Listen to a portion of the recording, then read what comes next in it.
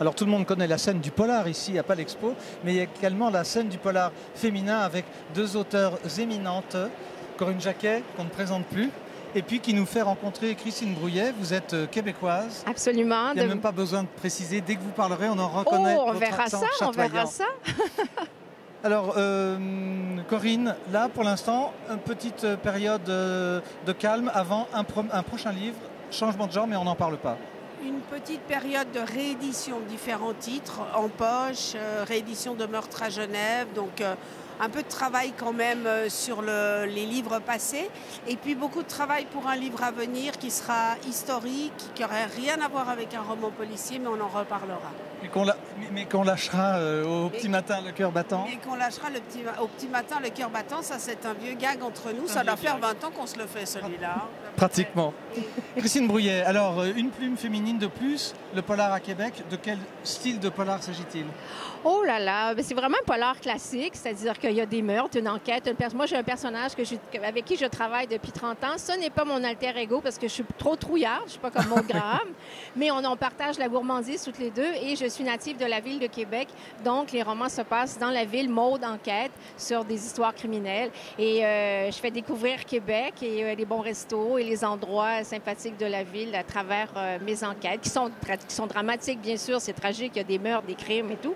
Mais on a l'ambiance de la ville de Québec. Comment s'appelle le quartier qui est en surplomb, où il y a des théâtres, etc. Là, j'ai oublié, où je suis allé. La vieille ville. Oui, où on va faire un salut à Pierre Jobin, le dernier manager de Félix Leclerc. Oh là là, on parle tout près des Plaines d'Abraham, là. On est près où ils se sont fait de grandes batailles dans l'histoire du Québec. Oui, absolument. Voilà. Alors là, par exemple, j'ai 6 minutes, une enquête de Maud Graham. C'est votre héroïne, ça? C'est mon héroïne, Maud Graham, avec qui, comme je vous dis, je travaille depuis longtemps. Il y a eu un film qui a été fait avec un des romans de Maud Graham, oui. Le premier roman, Le Collectionneur. Et donc, je la garde parce que je l'aime bien. Elle me fait vivre, Maud. Et 6 minutes, c'est une histoire de drame conjugal. Malheureusement, c'est toujours d'actualité. Et je prends un thème par roman. Alors, il y en a plusieurs, Maud Graham, il y en a 15 ou 16, mais on peut les lire dans le désordre. Ce n'est pas nécessaire de lire chaque livre à la suite. C'est pas un souci. Le personnage vieillit, comme nous tous, hélas. Oh non! Mais non? Ah bon, non. Alors, je reste à Genève. Vous restez, absolument. Voilà. Mais comment ça se fait que votre héroïne, alors que vous êtes francophone, ait un nom quand même un tout petit peu des fat On a foot, quand là. même des anglophones au Québec, mais c'est surtout que moi, j'adore les biscuits Graham. Alors, voilà.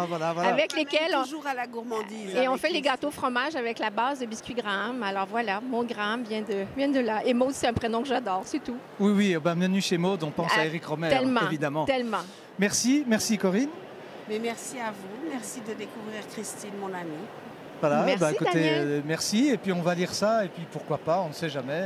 Venez nous voir au Québec. J'y suis allé l'an dernier, je vais y retourner. J'irai, comme on dit. Revenez. Merci beaucoup. Merci. Encore un ou deux sujets, puis on est au bout de la ligne droite de ce 32e Salon du Livre. Merci beaucoup.